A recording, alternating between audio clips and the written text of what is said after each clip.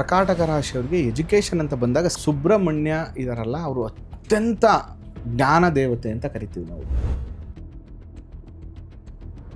ಇವ್ರ ಲೈಫಲ್ಲಿ ಸಕ್ಸಸ್ ಆಗಬೇಕು, ಸೆಲ್ಫ್ ಪ್ರೋಗ್ರೆಸ್ ಆಗಬೇಕು ಅಂದರೆ ಫಸ್ಟು ಅತಿಯಾದ ಎಮೋಷನ್ಸನ್ನು ಬಿಟ್ಬಿಡ್ಬೇಕು.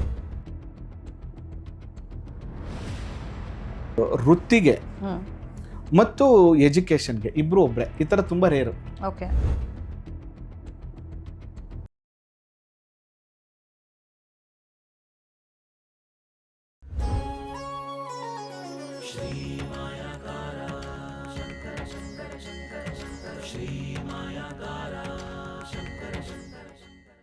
ಸೊ ಈಗ ಆಲ್ರೆಡಿ ನಾವು 3 ರಾಶಿಗಳ ಬಗ್ಗೆ ತಿಳ್ಕೊಂಡ್ವಿ. ಈಗ ಮುಂದಿನ ರಾಶಿಯ ಬಗ್ಗೆ ಬಹಳಷ್ಟು ಎಕ್ಸೈಟ್ಮೆಂಟ್ ಇದೆ. ಕಟಕ ರಾಶಿ ಗುರುಗಳೇ, ಕಟಕ ರಾಶಿ. ಕಟಕ ರಾಶಿ ತುಂಬ ಒಳ್ಳೆ ರಾಶಿ, ಎಲ್ಲ ರಾಶಿಗಳ ತಾಯಿ ಅಂತ ಹೇಳ್ಬೋದು ಇದನ್ನು. ಓ ಸೂಪರ್. ಆಯ್ತಾ, ಅದಕ್ಕೆ ನಾನು ಯಾವಾಗಲೂ ಹೇಳ್ತಿರ್ತೀನಿ. ಯಾಕೆ ಪರ್ಟಿಕ್ಯುಲರ್ ಆಗಿ ಆ ರಾಶಿನ ಆ ಥರ ಹೇಳುವಂಥದ್ದು? ಯಾಕೆ ಅಂದರೆ ಆ ರಾಶಿಗೆ ಅಧಿಪತಿ ಬಂದು ಚಂದ್ರ. ಓ ಸೂಪರ್. ಯಾಕಂದ್ರೆ ಆ ರಾಶಿಗೆ ಅಧಿಪತಿ ಬಂದು ರವಿ. ಓಕೆ. ರವಿ ತಂದೆ, ಆಯ್ತಾ, ಚಂದ್ರ ಬಂದು ತಾಯಿ, ಮಾತೃಕಾರಕ ಅಂತ. ಅದಕ್ಕೆ ಇದರ ಕಲರ್ ಕೂಡ ಬಂದು ವೈಟ್, ಬಿಳಿ ಬಣ್ಣ. ಓಕೆ, ಕರೆಕ್ಟ್ ಅಲ್ವಾ? ಅದರಿಂದ ವಿತೌಟ್ ಎಕ್ಸ್ಪೆಕ್ಟೇಷನ್ಸ್ ನೀವು ಸೇವೆ ಮಾಡಬೇಕು ಅಂತ ಹೇಳ್ತೀನಿ ಈ ರಾಶಿಯವ್ರಿಗೆ. ಸೇವೆ ಅಂದರೆ ಸುಮ್ಮನೆ ಹೋಗಿ ಮಾಡಿ ಅಂತಲ್ಲ, ನಿಮ್ದು ಏನಿರುತ್ತೆ ಆ ಸಮಯ ಬಂದಾಗ ನಿಮ್ಮ ಕರ್ತವ್ಯವನ್ನು ನೀವು ನೆರವೇರಿಸ್ಬಿಡಿ. ಅದಕ್ಕೆ ನೋಡಿ, ನಾವು ಎಲ್ಲ ಡಾಕ್ಟರ್ ನರ್ಸ್ಗಳಿಗೆ ವೈಟ್ ಕಲರೇ ಕೊಟ್ಟಿದ್ದೀವಿ, because of Chandra. Chandra white colour indicate ಮಾಡ್ತಾರೆ. ತಾಯಿ ಅಂದ್ರೆ ಸೇವೆ, ಅದಕ್ಕೋಸ್ಕರ ವೈಟ್ ಕಲರ್ಸ್ ಯಾರು ಹಾಕೋತಾರೋ ಅವರೆಲ್ಲ ನೀವು ವಿತೌಟ್ ಎಕ್ಸ್ಪೆಕ್ಟೇಷನ್ ಸೇವೆ ಇರಬೇಕು ಅನ್ನುವಂಥ ಉದ್ದೇಶದಿಂದ ಮಾಡ್ತೀವಿ. ಆದ್ರೆ ಇಲ್ಲಿ ಪ್ರಾಬ್ಲಮ್ ಏನಂದ್ರೆ, ಚಂದ್ರ ಮನೋಕಾರಕ, ವಾಟರ್ ಎಲಿಮೆಂಟ್. ತಾಯಿ ಎಕ್ಸ್ಪೆಕ್ಟೇಷನ್ಸ್ ಏನಂದ್ರೆ ಎಮೋಷನ್ ಜಾಸ್ತಿ. ಎಲ್ಲರೂ ಎಷ್ಟು ಚೆನ್ನಾಗಿ ನೋಡ್ಕೋತಾರೋ ಎಲ್ಲರೂ ನನ್ನನ್ನು ಕೂಡ ಚೆನ್ನಾಗಿ ನೋಡ್ಕೋಬೇಕು ಅನ್ನುವಂಥದ್ದು ತುಂಬ ಇರುತ್ತೆ. ಪ್ರತಿಯೊಂದನ್ನು ಕೂಡ ಎಮೋಷನಲ್ ಆಗಿ ಯೋಚನೆ ಮಾಡ್ತಾ ಇರ್ತಾರೆ. ಇವ್ರ ಲೈಫಲ್ಲಿ ಸಕ್ಸಸ್ ಆಗಬೇಕು, ಸೆಲ್ಫ್ ಪ್ರೋಗ್ರೆಸ್ ಆಗಬೇಕು ಅಂದರೆ ಫಸ್ಟು ಅತಿಯಾದ ಎಮೋಷನ್ಸನ್ನು ಬಿಟ್ಬಿಡ್ಬೇಕು ಇವರು. ಓಕೆ. ಅದೇ ಇವ್ರಿಗೆ ನೆಗೆಟಿವ್. ಓಕೆ. ಅತಿ ಎಮೋಷನ್ಸ್ ಇದೆಯಲ್ಲ ತುಂಬ ಕಷ್ಟ. ಕೌಸಲ್ಯವ್ರನ್ನ ನಾವು ಮಾತಾಡಿಸ್ತಾ ಇದ್ದೀವಿ, ಕೌಸಲ್ಯವ್ರನ್ನ ನಾವು ಕರಿತಾ ಇದ್ದೀವಿ, ನಾವು ಕರೆದಾಗ ಬರೋದೇ ಇಲ್ಲ. ಎಕ್ಸ್ಪೆಕ್ಟೇಷನ್ ಮತ್ತೆ ಎಕ್ಸ್ಪೆಕ್ಟೇಷನ್ಸ್, ಆ ಎಮೋಷನ್ಸ್ ಇದೆಯಲ್ಲ ಅದು ಎಲ್ಲವನ್ನ ನಾಶ ಮಾಡುತ್ತೆ. ಓಕೆ. ಬೇಗ ಹಚ್ಕೋತಾರೆ, ಬೇಗ ನಿಷ್ಠುರಾಗ್ತಾರೆ ಇವರು. ಅದೇ ಇವ್ರ ಸಮಸ್ಯೆ. ಅದರಿಂದ ಇವ್ರ ಲೈಫಲ್ಲಿ ಸಕ್ಸಸ್ ಆಗಬೇಕು ಅಂದರೆ ಮೊದಲನೇ ಪರಿಹಾರನೇ ನೀವು ಪ್ರಾಕ್ಟಿಕಲ್ ಆಗಿರಿ. ಸೊ ಎಲ್ಲಿ ಎಮೋಷನ್ಸ್ ಜಾಸ್ತಿ ಇರುತ್ತೆ, obviously that's leads to an expectation. Correct. So ಯಾವಾಗ ನಾವು ಒಬ್ಬರನ್ನ ಹೋಗಿ ನಮ್ಮ ಮನೆಗೆ ಬರಲಿಲ್ಲ ಬನ್ನಿ ಕರಿತಿದೀವಿ, ದೆನ್ ಅವ್ರು ಬರಲಿಲ್ಲ, ನಮ್ಗೆ ಹರ್ಟ್ ಆಗುತ್ತೆ ಜಾಸ್ತಿ. ಕರೆಕ್ಟ್. ಸೊ ಆಬ್ವಿಯಸ್ಲಿ ಫಸ್ಟ್ ಅವ್ರ ಎಮೋಷನ್ ಅನ್ನ ಕಂಟ್ರೋಲ್ ಮಾಡ್ಕೊಂಡ್ರೆ ಹರ್ಟ್ ಕೂಡ ಕಮ್ಮಿ ಆಗುತ್ತೆ. ಮತ್ತೆ ಎಲ್ಲರ ಜೊತೆನೂ ಎಮೋಷನಲ್ ಬಾಂಡಿಂಗ್ ನ ಕಡಿಮೆ ಮಾಡ್ಕೋಬೇಕು ಇವರು. ಎಮೋಷನ್ಸ್ ಇರಬೇಕು, ಲಿಮಿಟ್ ಅಲ್ಲಿ ಇರಬೇಕು. ಅಂದ್ರೆ ಅತಿಯಾದ ಎಮೋಷನ್ಸ್ ಇವ್ರಿಗೆ ತುಂಬಾ ನೆಗೆಟಿವ್ ಆಗುತ್ತೆ, ಅದನ್ನ ಬಿಡಬೇಕು ಇವ್ರು. ಎರಡನೇದು ಬಂದು ಇವರ ಲೈಫಲ್ಲಿ ಸಕ್ಸಸ್ ಆಗಬೇಕು ಅಂತಂದ್ರೆ ನೋಡಿ, ಇವ್ರ ಲೈಫಲ್ಲಿ ಯಾವಾಗ್ಲೂ ಯಾವುದೂ ಕಾನ್ಸ್ಟೆಂಟ್ ಆಗಿರಲ್ಲ. ಹುಣ್ಣಿಮೆ ಚಂದ್ರ, ಅಮಾವಾಸ್ಯೆ ಚಂದ್ರ, ಪ್ರೋಗ್ರೆಸ್, ವೃದ್ಧಿ ಚಂದ್ರನೂ ಇರುತ್ತೆ, ಕ್ಷೀಣ ಚಂದ್ರನೂ ಇರುತ್ತೆ. ಇವ್ರ ಲೈಫಲ್ಲಿ 30 ದಿನ ಹೇಗಿರುತ್ತೋ ಇವ್ರ ಲೈಫ್ ಹಂಗೆ 30 ದಿನದಲ್ಲಿ 30 ದಿನದ ವೇರಿಯೇಷನ್ಸ್ ಗಳನ್ನ ನೋಡ್ತಿರ್ತಾರೆ. ಅಂದ್ರೆ ಇವ್ರ ಲೈಫಲ್ಲಿ ಮಲ್ಟಿಪಲ್ ಎಮೋಷನ್ಸ್ ಗಳನ್ನ ಲೈಫಲ್ಲಿ ಎದುರಿಸ್ಬೇಕಾಗ್ತದೆ. ತುಂಬಾ ಸಂತೋಷ, ತುಂಬಾ ದುಃಖ, ತುಂಬಾ ಜವಾಬ್ದಾರಿಗಳು, ತುಂಬಾ ಫ್ಯಾಮಿಲಿ ಜವಾಬ್ದಾರಿ, ಈ ಥರದ್ದೆಲ್ಲವನ್ನ ಕೂಡ ಇವರು ತೆಗೆದುಕೊಳ್ಳುವಂಥ ಒಂದು ಪರಿಸ್ಥಿತಿ ಇವರಿಗೆ ಬರುತ್ತೆ. ಅದಕ್ಕೆ ಇವ್ರು ಏನು ಮಾಡಬೇಕು ಬಹಳ ಮುಖ್ಯವಾಗಿ ಅಂದರೆ, ಹುಣ್ಣಿಮೆಯ ದಿನ ಊಟ ಮಾಡ್ಕೊಂಡು ಒಂದು ವಾಕ್ ಮಾಡಬೇಕು, ಮೊದಲನೇ ಪರಿಹಾರ ಇವರಿಗೆ. Very simple. ಪೂರ್ಣ ಚಂದ್ರ ಇದೆಯಲ್ಲ ತುಂಬಾ ಪವರ್ಫುಲ್. ಮತ್ತೆ ರಾತ್ರಿ ಬೆಳ್ಳಿ ಲೋಟದಲ್ಲಿ ನೀರು ತುಂಬಿಟ್ಬಿಟ್ಟು ಬೆಳಿಗ್ಗೆ ಎದ್ದು ಕುಡಿಬೇಕು. ಇದು ಒಳ್ಳೆ ಪರಿಹಾರ ಇವರಿಗೆ. ಇದು ಹುಣ್ಣಿಮೆ ದಿನನೇ? ಹುಣ್ಣಿಮೆ ದಿನ ಇಲ್ಲ, ಪ್ರತಿದಿನ ಮಾಡ್ಬೋದು, ಏನ್ ತೊಂದರೆ ಇಲ್ಲ. ಬಟ್ ವಾಕ್ ಮಾತ್ರ ಹುಣ್ಣಿಮೆ ದಿನ ಮಾಡ್ಬೇಕು. ಅಂದ್ರೆ ಹುಣ್ಣಿಮೆ ಟೈಮಲ್ಲಿ ಒಂದಷ್ಟು ಕಾಲವನ್ನ ಕಳಿಬೇಕು ಇವರು ಚಂದ್ರನ ಕೆಳಗೆ. ಮತ್ತೆ ಚಂದ್ರಶೇಖರ, ಶಿವ ಮತ್ತು ಪಾರ್ವತಿ, ಗೌರಿ ಇರಲೇಬೇಕು. ಶಿವ ಮತ್ತು ಪಾರ್ವತಿ ಇರುವಂಥ ದೇವಸ್ಥಾನಕ್ಕೆ ಹೋಗ್ಬಿಟ್ಟು ಶಿವನಿಗೆ ಜಲಾಭಿಷೇಕವನ್ನು ಸೋಮವಾರದ ದಿನ ಮಾಡಿಸ್ಬೇಕು. ವಿಶೇಷವಾಗಿ ಗೌರಿ ಅಮ್ಮನವ್ರಿಗೆ, ಪಾರ್ವತಿ ಅಮ್ಮನವ್ರಿಗೆ ವಿಶೇಷವಾಗಿ ಮಲ್ಲಿಗೆ ಹೂವನ್ನ ಅರ್ಪಿಸ್ಬೇಕು, ಬಿಳಿ ಬಣ್ಣದ ಹೂವನ್ನ ಅರ್ಪಿಸ್ಬೇಕು. ಇದನ್ನ ಇವರು ಮಾಡ್ತಾ ಬಂದ್ರೆ ಇವರ ಲೈಫಲ್ಲಿ ಸೆಲ್ಫ್ ಪ್ರೋಗ್ರೆಸ್ ಪ್ರಾರಂಭ ಆಗುತ್ತೆ. ಓಕೆ. ಇದು ಅದ್ಭುತವಾದ ರೆಮಿಡಿ. ಜೊತೆಗೆ ಓಂ ಶ್ರಾಂ ಶ್ರೀಂ ಶ್ರೌಂ ಸಹ ಚಂದ್ರಾಯ ನಮಃ ಈ ಮಂತ್ರವನ್ನ ಪ್ರತಿದಿನ 10 ಸರಿ ಜಪ ಮಾಡಬೇಕು. ಇದನ್ನ ಮಾಡ್ತಾ ಬಂದ್ರೆ 100% ಲಾಂಗ್ ಟರ್ಮ್ ಅಲ್ಲಿ ಮಾಡ್ತಾ ಬಂದ್ರೆ ಬರಬಹುದಾದಂತಹ ಎಲ್ಲ ಡಿಸ್ಟರ್ಬೆನ್ಸ್ಗಳು ಇವ್ರ ಲೈಫಲ್ಲಿ ಕಮ್ಮಿ ಆಗುತ್ತೆ. ಮತ್ತೆ ಚಂದ್ರ ವೀಕ್ ಇರ್ಲಿ ಇವ್ರ ಜಾತಕದಲ್ಲಿ ಪ್ರತಿ 2.5 ದಿನಕ್ಕೆ ಚೇಂಜ್ ಆಗಿರೋದ್ರಿಂದ ಪೊಸಿಷನ್ ಚೇಂಜ್ ಆಗ್ತಾನೆ ಇರುತ್ತೆ. ವೃದ್ಧಿ ಚಂದ್ರ ವೆರಿ ಪಾಸಿಟಿವ್ ಆಟಿಟ್ಯೂಡ್ ಇದ್ರೆ, ಕ್ಷೀಣ ಚಂದ್ರ ಏನಾಗುತ್ತೆ ಬೇಗ ಡಿಸಪಾಯಿಂಟ್ ಆಗೋದು, ಬೇಗ ಬೇಜಾರು ಮಾಡ್ಕೊಳ್ಳೋದು, ಬೇಗ ಅಯ್ಯೋ ನನ್ನ ಲೈಫ್ ಹಿಂಗೆ ಆಗೋಯ್ತಲ್ಲ ಅಂತ ಕೊರಗೋದಿರುತ್ತೆ. ಈ ಥರದ್ದೆಲ್ಲ ಎಕ್ಸ್ಪೆಷಲಿ ಏನಾಗುತ್ತೆ ಕರ್ಕಾಟಕ ರಾಶಿಯವ್ರಿಗೆ ಮೆಂಟಲಿ ಡಿಸ್ಟರ್ಬೆನ್ಸ್ಗಳು ಜಾಸ್ತಿ ಆಗ್ತಿರುತ್ತೆ.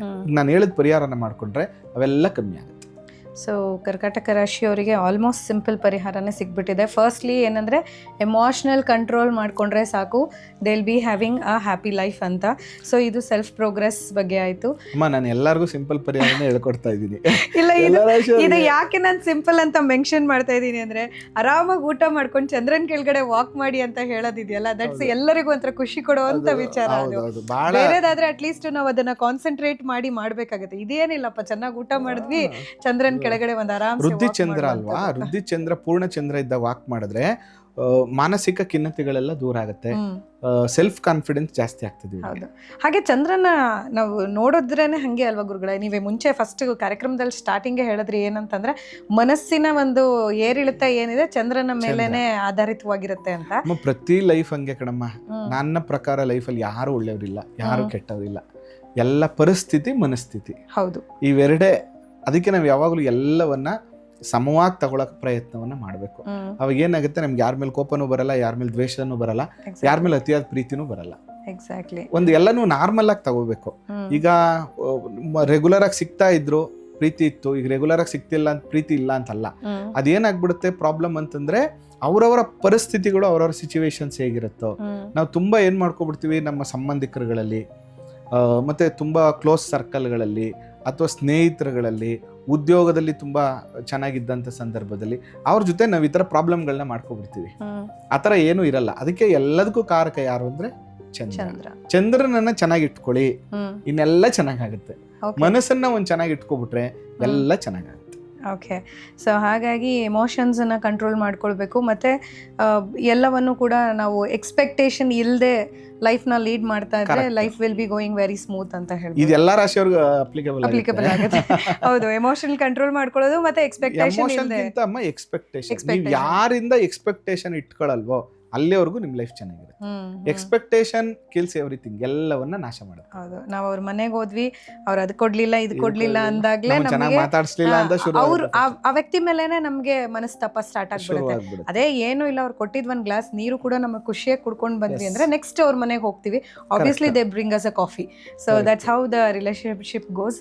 ಸೊ ಇದು this is not only for ಕರ್ಕಾಟಕ, ಎಲ್ಲರಿಗೂ ಕೂಡ ಅಪ್ಲಿಕಬಲ್ ಆಗುವಂತ ಒಂದು ರೆಮಿಡಿ ಅಂತಾನೆ ಹೇಳ್ಬೋದು.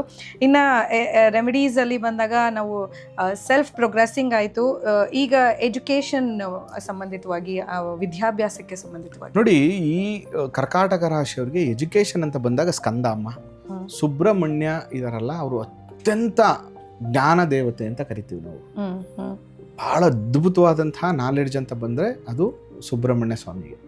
ಅದರಿಂದ ಯಾರು ಈ ಕರ್ಕಾಟಕ ರಾಶಿಯಲ್ಲಿ ಜನನಾಗಿರ್ತೀರೋ, ನೀವು ನಿಮ್ಮ ಲೈಫಲ್ಲಿ ತುಂಬ ಸಕ್ಸಸ್ ಆಗಬೇಕು, ಅಥವಾ ನಿಮ್ಮ ಪಾಸ್ಟ್ ಜನ್ಮದಿಂದ ಬರುವಂಥ ಎಜುಕೇಷನ್ ನಿಮಗೆ ಕಂಟಿನ್ಯೂ ಆಗಬೇಕು, ಎಜುಕೇಷನಲ್ಲಿ ಆಗ್ತಾ ಇರುವಂಥ ಡಿಸ್ಟರ್ಬೆನ್ಸ್ಗಳು ಕಮ್ಮಿ ಆಗಬೇಕು ಅಂದರೆ ಪ್ರತಿ ಮಂಗಳವಾರದ ದಿನ ವಿಶೇಷವಾಗಿ ಗಣಪತಿ ದೇವಸ್ಥಾನಕ್ಕೆ ಹೋಗ್ಬಿಟ್ಟು 21 ಗರಿಕೆ ಕೊಟ್ಬಿಟ್ಟು ಗಮ್ ಗಣಪತಯೇ ನಮಃ ಮಂತ್ರವನ್ನು ಜಪ ಮಾಡಿ, ಅದರ ಜೊತೆಗೆ ಗಣಪತಿ ದರ್ಶನ ಆದ ತಕ್ಷಣ ಸುಬ್ರಹ್ಮಣ್ಯನಿಗೆ ಹೋಗ್ಬಿಟ್ಟು ನಮಸ್ಕಾರವನ್ನು ಮಾಡಿಕೊಂಡು ಓಂ ಸುಬ್ರಹ್ಮಣ್ಯಾಯ ನಮಃ ಅಂತ ಮಂತ್ರವನ್ನು ಜಪ ಮಾಡಿಕೊಂಡು ಬರಬೇಕು.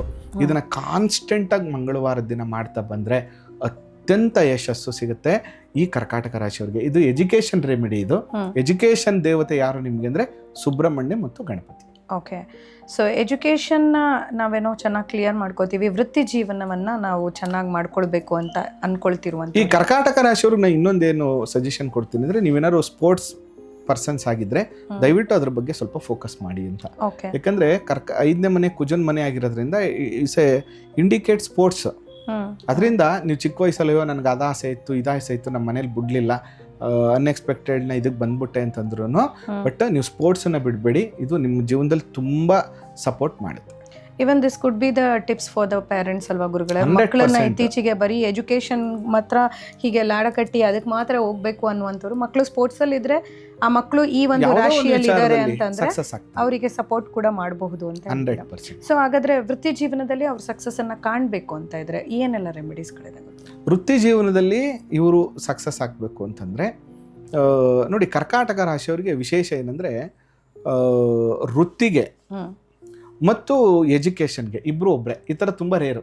ಓಕೆ, ಆಯ್ತಾ? ಇವರು ಸಕ್ಸಸ್ ಆಗಬೇಕು ಅಂದ್ರೆ ಸುಬ್ರಹ್ಮಣ್ಯ ಗಣಪತಿನೇ ಇಟ್ಕೋಬೇಕು. ಇದು ಮಾಡಿದ್ರೆ 2 ರೆಮಿಡಿ ಇವ್ರಿಗೆ, ಇನ್ನೊಂದು ಎಕ್ಸ್ಟ್ರಾ ಹೋಗಂಗಿಲ್ಲ. ಪ್ರತಿ ಮಂಗಳವಾರದ ದಿನ ಗಣಪತಿಗೆ 21 ಗರ್ಕೆ ಗಮ್ ಗಣಪತ ಏ ನಮಃ ಮಂತ್ರ ಜಪ ಅಥವಾ ವಿದ್ಯಾ ಗಣಪತಿ ಮಂತ್ರ ಅಥವಾ ಉಚ್ಚಿಷ್ಟ ಗಣಪತಿ ಮಂತ್ರ ಜಪ ಮಾಡುವಂಥದ್ದು, ಪ್ಲಸ್ ಸುಬ್ರಹ್ಮಣ್ಯ ಓಂ ಸುಬ್ರಹ್ಮಣ್ಯಾಯ ನಮಃ ಪ್ರತಿ ಮಂಗಳವಾರ ಜಪ ಮಾಡುವಂಥದ್ದು. ಲೈಫ್ ಸ್ಟೈಲ್ನ ನೋಡಿ, ಯಾವಾಗಲೂ ಗಣಪತಿ ಸುಬ್ರಹ್ಮಣ್ಯ ಅಂತ ಬಂದಾಗ ಶ್ರದ್ಧೆ ಶಿಸ್ತಿಗೆ ಅವರಿಬ್ಬರು ಅಧಿಪತಿಗಳು. ಆ ಶ್ರದ್ಧೆ ಮತ್ತು ಶಿಸ್ತನ್ನು ನೀವು ಇಟ್ಕೊಂಡು ಅದ್ರ ಜೊತೆಗೆ ಇದನ್ನು ಕಾನ್ಸ್ಟೆಂಟಾಗಿ ಪ್ರತಿ ಮಂಗಳವಾರ ಮಾಡ್ತಾ ಬಂದರೆ ಮ್ಯಾಕ್ಸಿಮಮ್ ನಿಮ್ಮ ಲೈಫಲ್ಲಿ ಡಿಸ್ಟರ್ಬೆನ್ಸ್ಗಳು ಕ್ಲಿಯರ್ ಆಗುತ್ತೆ. ನೀವು ಏನು ಮಾಡಿದ್ರು ಅದರಲ್ಲಂತೂ ಖಂಡಿತ ಸಕ್ಸಸ್ ಆಗ್ತೀರಿ. ಓಕೆ, ಸೊ ಗಣಪತಿ ಮತ್ತು ಸುಬ್ರಹ್ಮಣ್ಯನನ್ನು ಪೂಜಿಸೋದ್ರಿಂದ ಎಜುಕೇಷನ್ ಮತ್ತು ನಿಮ್ಮ ಜಾಬ್ ಲೈಫ್ ಎರಡೂ ಕೂಡ ನಿಮಗೆ ಸುಲಲಿತವಾಗಿ ನೀವು ಪರಿಹಾರವನ್ನು ಕಂಡುಕೊಳ್ಬಹುದು. ಹಾಗಾದರೆ ವಿವಾಹಕ್ಕೆ ಸಂಬಂಧಪಟ್ಟಂತೆ ಬ್ಯಾಚುಲರ್ ವಿವಾಹ ಅಂತ ಬಂದಾಗ ಇದು ಸ್ವಲ್ಪ ಮದುವೆ ಲೈಫಲ್ಲಿ ಕಿರಿಕಿರಿನೇ. ಸಾಮಾನ್ಯವಾಗಿ ಕರ್ಕಾಟಕ ರಾಶಿಯವ್ರಿಗೆ ಏನಾಗ್ಬಿಡುತ್ತೆ, ತುಂಬ ಎಕ್ಸ್ಪೆಕ್ಟೇಷನ್ಸ್ ಇವ್ರಿಗೆ. ಇವರು ಮಕ್ಕಳನ್ನೂ ನೋಡ್ಕೋತಾರೆ, ಗಂಡನ್ನು ನೋಡ್ಕೋತಾರೆ, ಅತ್ತೆ ಮಾವನ್ನೂ ನೋಡ್ಕೋತಾರೆ, ಇಲ್ಲ ಬೇಗ ಸಂಬಂಧಗಳನ್ನು ಕೆಡ್ಕೋತಾರೆ, ಅಡ್ಜಸ್ಟು ಆಗಲ್ಲ. ಇಲ್ಲ ಆದರೆ ಎಲ್ಲರ ಜವಾಬ್ದಾರಿಗಳನ್ನು ತೊಗೊಂಡು ನಾನು ಚೆನ್ನಾಗಿಲ್ಲ ಅಂದರೂ ಅವರೆಲ್ಲ ಚೆನ್ನಾಗಿರಲಿ ಅಂತ ಲೈಫ್ ಲೀಡ್ ಮಾಡ್ತಾರೆ. ಇಲ್ಲ ಎಲ್ಲರನ್ನೂ ಬಿಟ್ಬಿಟ್ಟು ಗಂಡನ ಕರ್ಕೊಂಡು ಸಪ್ರೇಟ್ ಹೋಗ್ಬಿಡ್ತಾರೆ ಇವರು, ಅಥವಾ ಹೆಂಡತಿ ಕರ್ಕೊಂಡು ಹೋಗ್ಬಿಡ್ತಾರೆ. ಈ ಥರದೊಂದು ಪರಿಸ್ಥಿತಿ ಬರುತ್ತೆ. ಅದರಿಂದ ಇವರು ನಾನು ಯಾವಾಗಲೂ ಏನು ಹೇಳ್ತೀನಿ ಅಂದರೆ, ಇದು ಕೂಡ ಅರ್ಲಿ ಮ್ಯಾರೇಜ್ ಮಾಡ್ಕೊಳ್ಳೋದು ಒಳ್ಳೆಯದು. ಬಿಫೋರ್ 25 ಗಂಡು ಮಕ್ಕಳಾದರೆ ಬಿಫೋರ್ 26, 27 ಒಳಗೆ ಮದುವೆ ಮಾಡ್ಕೋಬೇಕು. ಲೇಟ್ ಆದರೆ 33, 34 ಆಗ್ಬಿಡುತ್ತೆ ಶನಿ ಆಗಿರೋದ್ರಿಂದ. ಮತ್ತು ಇವ್ರಿಗೆ ಮದುವೆ ಮಾಡಿಸುವಂಥ ಗ್ರಹ ಬಂದು ಶನೇಶ್ವರ ಸ್ವಾಮಿನೇ ಮಾಡಿಸ್ಬೇಕು ಇವ್ರಿಗೆ, ಸಪ್ತಮಾಧಿಪತಿ. ಅದರಿಂದ ಇವರು ಪ್ರತಿ ಶನಿವಾರದ ದಿನ ಅರಳಿ ವೃಕ್ಷ ಪ್ರದಕ್ಷಿಣೆ ಮಾಡುವಂಥದ್ದು, ಮತ್ತೆ ಪ್ರತಿ ಶನಿವಾರ 2 ಸಾಸಿವೆ ಎಣ್ಣೆ ದೀಪ ತಗೋಬೇಕು. ಅದನ್ನ ಅರಳಿ ವೃಕ್ಷದ ಕೆಳಗಡೆ ಇಟ್ಬಿಟ್ಟು ಆ ಸಾಸಿವೆ ಎಣ್ಣೆ ದೀಪ ಹಚ್ಬಿಟ್ಟು 3 ಪ್ರದಕ್ಷಿಣೆ ಮಾಡಿ, ನನಗೆ ಒಳ್ಳೆ ಕಡೆ ಸಂಬಂಧ ಬರ್ತಾ ಇದೆ, ನನಗೆ ಮದುವೆ ಲೈಫಲ್ಲಿ ಆಗ್ತಾ ಇರುವಂಥ ಎಲ್ಲ ಡಿಸ್ಟರ್ಬೆನ್ಸ್ಗಳು ಕೂಡ ನನಗೆ ಕಡಿಮೆ ಆಗ್ತಾ ಇದೆ, ನನಗೆ ಒಳ್ಳೆ ಸಂಗಾತಿ ಸಿಗ್ತಾ ಇದ್ದಾರೆ ಅಂತ ಪ್ರೇ ಮಾಡಿಕೊಂಡ್ರೆ ಅಥವಾ ಮದುವೆ ಆದಮೇಲೆ ಕೂಡ ಈ ಪರಿಹಾರಗಳನ್ನು ಮಾಡ್ತಾ ಬಂದರೆ ದಾಂಪತ್ಯ ಸುಖ ಇವು ಕೂಡ ಇವ್ರಿಗೆ ತುಂಬ ಚೆನ್ನಾಗಿ ಆಗ್ತದೆ. ಮತ್ತು ಪ್ರತಿ ಶನಿವಾರದ ದಿನ ಇವರು ಶಿವನ್ ಟೆಂಪಲ್ಗೆ ಹೋಗ್ಬಿಟ್ಟು ಬರಬೇಕು. ಶಿವ ಮತ್ತು ಪಾರ್ವತಿ ಟೆಂಪಲ್ ಹೋದರೆ ಇಟ್ ಈಸ್ ವೆರಿ ಬೆಸ್ಟ್, ತುಂಬ ಒಳ್ಳೆಯದು. ಪ್ರತಿ ಶನಿವಾರದ ದಿನ ಎಳ್ನೀರು ಅಭಿಷೇಕವನ್ನು ಶಿವನಿಗೆ ಮಾಡಿಸ್ತಾ ಬಂದರೆ ಶೀಘ್ರವಾಗಿ ಇವ್ರಿಗೆ ಮದುವೆ ಸೆಟ್ ಆಗುತ್ತೆ. ಸೊ ಶಿವ ಮತ್ತೆ ಶನಿ ಎರಡನ್ನು ಕೂಡ ಪ್ರಾರ್ಥಿಸಬೇಕಾಗುತ್ತೆ ಮದುವೆಗೆ ಸಂಬಂಧಪಟ್ಟಂಗೆ. ಇನ್ನು ಫೈನಲಿ ಎಲ್ಲ ಚೆನ್ನಾಗಿದೆಪ್ಪ, ನನ್ನ ಆರೋಗ್ಯ ಒಂದೇ ನನಗೆ ಕೈ ಕೊಟ್ಟಿರೋದು, ಏನ್ ಮಾಡೋದು ಅದಕ್ಕೆ ಗುರುಗಳೇ ಅಂತ ಕೇಳೋದಾದ್ರೆ ಅದಕ್ಕೆ ಏನ್ ಪರಿಹಾರ? ಇವ್ರಿಗೆ ವಾಟರ್ ಇನ್ಫೆಕ್ಷನ್ ಬೇಗ ಆಗ್ಬಿಡುತ್ತೆ, ವಾಟರ್ ಅಲರ್ಜಿ ಅಂತ ಕರಿತೀವಿ. ಶೀತ ಆಗ್ಬಿಡೋದು, ನೆಗಡಿ ಆಗ್ಬಿಡೋದು, ಕಫ ಆಗ್ಬಿಡೋದು, ಕೆಮ್ಮು ಬರೋದು.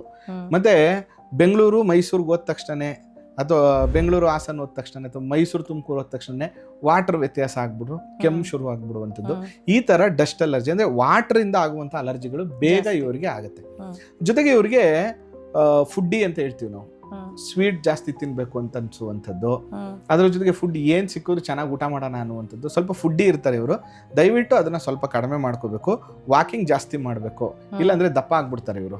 ಮತ್ತೆ ಇವ್ರಿಗೆ ಲೈಫಲ್ಲಿ ಸ್ವಲ್ಪ ಶುಗರ್ ಕೂಡ ಬರುವಂಥ ಸಾಧ್ಯತೆಗಳು ಇರ್ತದೆ. ಶುಗರು BP ಸ್ವಲ್ಪ ವೇರಿಯೇಷನ್ ಆಗುವಂಥ ಚಾನ್ಸಸ್ ಇರುತ್ತೆ.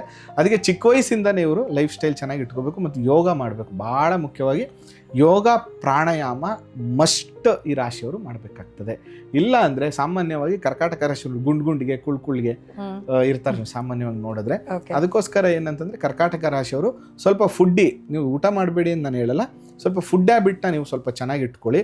ಊಟ ಮಾಡೋದು ತಕ್ಕಂಗೆ ಸ್ವಲ್ಪ ಎಕ್ಸಸೈಸ್ ಎಲ್ಲ ಇವರು ಚೆನ್ನಾಗಿ ಇಟ್ಕೊಂಡ್ರೆ ಇವ್ರಿಗೆ ಚೆನ್ನಾಗಾಗುತ್ತೆ. ಇವ್ರು ಮಾಡಬೇಕಾಗಿರುವಂಥದ್ದು ದತ್ತಾತ್ರೇಯರನ್ನ ಇವರು ಪೂಜೆ ಮಾಡಬೇಕು. ಓಂ ದತ್ತಾತ್ರೇಯ ನಮಃ ಅನ್ನುವಂಥ ಮಂತ್ರವನ್ನು ಡೈಲಿ ಜಪ ಮಾಡುವಂಥದ್ದು ಇವ್ರಿಗೆ ಭಾಳ ಒಳ್ಳೆ ರಿಸಲ್ಟ್ ಕೊಡುತ್ತೆ.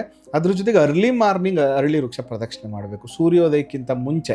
ಈಗ ನಾನು ಬೇರೆ ರಾಶಿಯವ್ರಿಗೆ ಹೇಳಿದಾಗ 12 ಗಂಟೆವರೆಗೂ ಟೈಮ್ ಇದೆ ಅವ್ರಿಗೆ ಪ್ರದಕ್ಷಿಣೆ ಮಾಡಲಿಕ್ಕೆ. ಆದರೆ ಈ ರಾಶಿಯವ್ರು ಪರ್ಟಿಕ್ಯುಲರ್ ಆಗಿ ಬೆಳಗ್ಗೆ 6 ಗಂಟೆ ಒಳಗಡೆ ಅರಳಿ ವೃಕ್ಷ ಪ್ರದಕ್ಷಿಣೆ ಮಾಡ್ತಾ ಬಂದರೆ it's A very good health, ಆರೋಗ್ಯ ಇವರಿಗೆ ತುಂಬ ಚೆನ್ನಾಗಿ ಆಗುತ್ತೆ.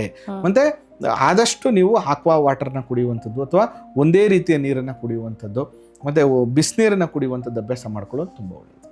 ಓಕೆ, ಸೊ ಆಲ್ಮೋಸ್ಟ್ ಕರ್ಕಾಟಕ ರಾಶಿಯ self progressing, job, health, wedding ಎಲ್ಲದಕ್ಕೂ ಏನೆಲ್ಲ ಪರಿಹಾರ ಬೇಕು ಅನ್ನೋದನ್ನು ತಿಳ್ಕೊಂಡ್ವಿ. ಬಹುಶಃ ಇದನ್ನು ಕೇಳೋದು ಮಾತ್ರ ಅಲ್ಲ, ನೀವು ಕೂಡ ಪಾಲನೆಯನ್ನು ಮಾಡ್ತಾ ಹೋದರೆ ನಿಮಗೂ ಕೂಡ ಪರಿಹಾರ ಸಿಗುತ್ತೆ ಅಂತ. ಆ್ಯಂಡ್ ಫೈನಲಿ ಇನ್ನು 8 ರಾಶಿಗಳು ಏನಿದೆ ಆ್ಯಂಡ್ ಆ ರಾಶಿಗಳ ಒಂದು ಫಲಾನುಭವ ಯಾವ ರೀತಿ ನಾವು ಪಡ್ಕೊಳ್ಬೋದು, ಪರಿಹಾರ ಏನು, ಇದೆಲ್ಲ ತುಂಬ ಎಕ್ಸೈಟೆಡಲ್ಲಿ ಕಾಯ್ತಾ ಇದ್ದೀರಾ. ಡೆಫಿನೆಟ್ಲಿ ಅದನ್ನು ನಾವು ನಮ್ಮ ಮುಂದಿನ ಎಪಿಸೋಡಲ್ಲಿ ತಿಳಿಸ್ಕೊಡ್ತೀವಿ.